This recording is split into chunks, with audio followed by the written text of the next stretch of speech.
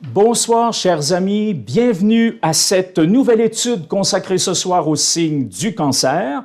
Vous vous souviendrez que lors de notre dernière rencontre, nous avons complété un premier quadrant du zodiaque avec le signe des Gémeaux. Nous avons dit que nous achevions ainsi une première étape de l'initiation telle qu'elle est proposée par le cercle zodiacal. Comment résumer cette première étape? Tout simplement avec les mots qui résument le premier signe, à savoir naissance à soi-même. En effet, on a vu qu'avec le signe du Bélier, nous étions invités à amorcer un processus de naissance à soi-même, avec tout ce que cela comportait. Ça a été notre étude du signe du Bélier, pour ensuite arriver au signe du Taureau, qui nous invite à un processus de croissance, de développement de soi, qui nous conduit vers le signe des Gémeaux, où nous développons une personnalité mature. Et on a dit une personnalité mature, c'est une personnalité bipartite, c'est-à-dire plus précisément une personnalité consciente de cette dualité qui la constitue et soucieuse d'un travail d'harmonisation et d'unification dynamique des deux pôles, finalement, qui sont mis en œuvre dans l'épanouissement de la personnalité. C'est comme si, sur le plan psychologique, nous prenions conscience de ces deux dimensions de notre être, mais aussi de la nécessité de les mettre dans un face-à-face, de les mettre en relation, comme le mythe d'Adam et Ève nous y invite dans la tradition biblique. Alors nous allons poursuivre ce travail ce soir avec une nouvelle dynamique qui s'amorce, la dynamique du cancer, à savoir donc nous passons d'un premier quadrant à un second. J'insiste beaucoup, je vais y revenir dans quelques instants lorsqu'on va parler du mode d'expression du cancer, mais j'insiste déjà sur l'idée qu'on entre dans une nouvelle étape. Une nouvelle étape qui nécessite les acquis antérieurs, qui nécessite le travail que nous avons fait dans les trois premiers signes. Si nous n'avons pas ces acquis, il est inutile d'envisager le passage vers une nouvelle étape. Donc c'est une nouvelle étape qui s'appuie sur l'étape précédente, mais qui inaugure vraiment quelque chose de différent. Ça, c'est extrêmement important qu'on ait ça en tête tout au cours de la soirée, de bien réaliser que nous entrons dans une nouvelle dynamique initiatique telle que proposée par les signes du zodiaque. Alors ça, c'est pour le plan psychologique. Sur un plan spirituel, nous avons dit que le signe du Bélier nous invitait essentiellement à abandonner les paradigmes de l'homme ancien, du monde ancien. Alors ces paradigmes, ils se résument, vous le savez maintenant très bien, par l'avoir, le pouvoir et le valoir, pour nous ouvrir à une nouvelle manière d'être au monde. Donc, s'il y a quelque chose qui fait que, avec le signe du Bélier, nous naissons à nous-mêmes, sur le plan spirituel, il s'agira aussi de naître à une nouvelle façon d'entrer en relation, à quelque part avec le monde, une nouvelle manière d'être au monde. Voilà la meilleure façon de l'exprimer.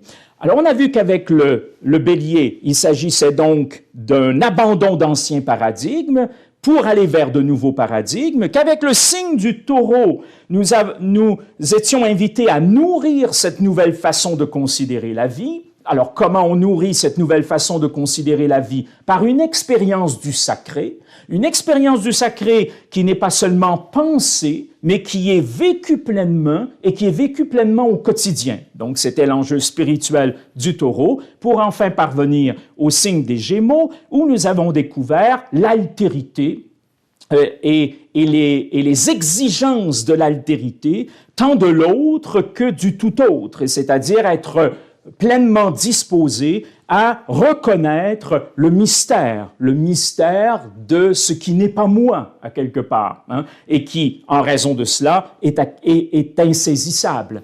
Et ça, c'est extrêmement intéressant, parce que tout autant il est vrai qu'on ne pourra pas entrer dans la nouvelle étape qu'inaugure le signe du cancer sans avoir une personnalité mature, tout autant sur un plan spirituel, il ne sera pas possible d'entrer dans la nouvelle dynamique initiée par le cancer si nous n'avons pas déjà posé ce caractère insaisissable de l'autre, cette nécessité de ne pas chercher à toucher au sens de saisir en quelque sorte cet autre, puisque précisément l'altérité ouvre sur une dimension sur la dimension insaisissable de l'autre et comme on vient de le mentionner, sur son mystère. Et cela nous prépare à quoi sur un plan spirituel? À la relation, dans le sens de l'amour. Hein. D'ailleurs, sur un plan psychologique, on va voir qu'on va mettre en place les éléments permettant la relation, et sur un plan spirituel, on va mettre en place les premiers éléments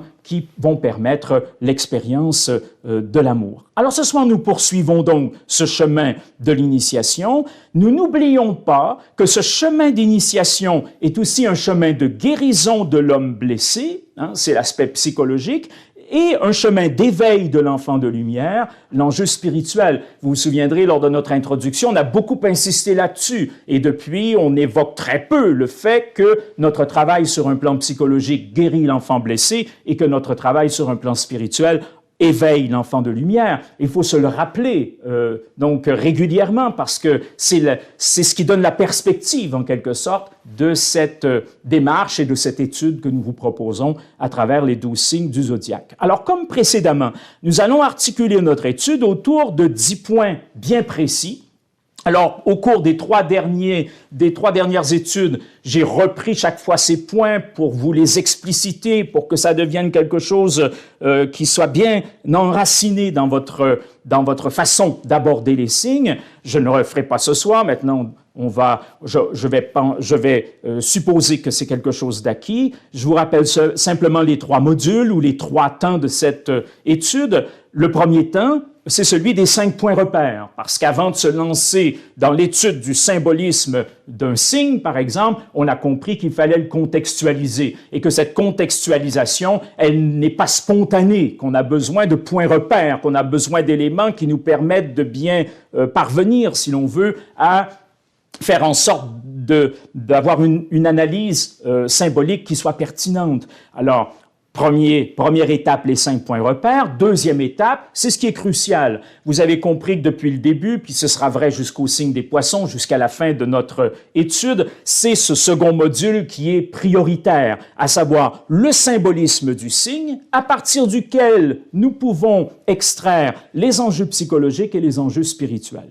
Et finalement, un troisième temps, les éléments accompagnateurs qui vous sont présentés d'une façon très sommaire et sur lesquels nous aurons peut-être à revenir lors d'études futures, à savoir donc le maître spirituel du signe et également la pierre qui y correspond.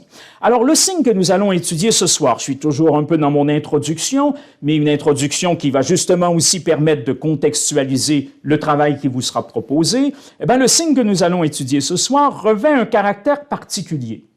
Il revêt un caractère particulier à plus d'un titre. D'abord, il inaugure une nouvelle étape. Je vais revenir là-dessus tout à l'heure. C'est le propre des signes cardinaux, d'ailleurs, d'inaugurer quelque chose. Hein. Et comme on passe du premier quadrant au second, on imagine que le signe qui va inaugurer ce nouveau quadrant va être celui d'une impulsion nouvelle. Donc, il est important ce signe parce qu'il inaugure une nouvelle étape, mais il est aussi important parce qu'il est en relation très étroite avec l'un des 2 luminaires. En astrologie, il y a 2 luminaires, le grand luminaire et le petit luminaire. On va s'intéresser d'abord ce soir au petit luminaire, la Lune. Or, le Cancer est étroitement associé à la Lune. Et pourquoi c'est important? Parce que la Lune représente la dimension féminine du monde. Elle représente la dimension féminine de soi-même également. Tous les signes sont importants, bien sûr. Ils sont tous des clés initiatiques fondamentales. Mais le signe du Cancer a une importance toute particulière sur le chemin que nous cherchons à suivre en parcourant cette roue zodiacale. C'est plus qu'un cercle, hein, c'est une roue, c'est-à-dire qu'il y a une dynamique. Ça aussi, on a beaucoup insisté là-dessus au cours des leçons précédentes, disant qu'un signe prépare le signe suivant, mais qu'il également accomplit à quelque part ce qui avait été préparé antérieurement. Donc, c'est extrêmement intéressant, cette idée d'un enchaînement, d'une mise en mouvement, d'une dynamique. Un cercle, on pourrait à la limite le penser comme une structure passive, ce qui n'est pas le cas d'une roue. Hein. Donc, j'en reviens à cette idée que si nous voulons parcourir ce chemin de la roue zodiacale, eh ben, c'est important de bien cerner ces moments charnières, comme on s'est intéressé, par exemple, dans des formation précédente aux 4 points cardinaux, au symbolisme des saisons, tout ce qui accompagne ces 4 points cardinaux. En ce sens-là, le signe du cancer a un intérêt, disons, particulier. D'ailleurs, c'est de sa bonne compréhension que dépendront les étapes qui suivront jusqu'au prochain quadrant. Donc, en ce sens-là, encore une fois, il y a un élément particulier qui fait que ce signe va retenir notre attention aussi d'une façon très particulière tout au cours de notre soirée. Alors voilà, je termine ainsi mon introduction. Je ne veux pas trop m'étendre sur l'introduction ce soir. Je veux vraiment aller ce soir à l'essentiel, à savoir ce module central là, de l'enjeu psychologique et de l'enjeu spirituel, parce qu'il y a un travail magnifique à réaliser au cours de cette expérience du passage du soleil dans le signe du cancer et pour toutes sortes de raisons que je vous expliquerai tout à l'heure, il me paraît primordial de vraiment mettre l'accent là-dessus ce soir. Donc, on va tout de suite commencer notre étude sans plus de préambule.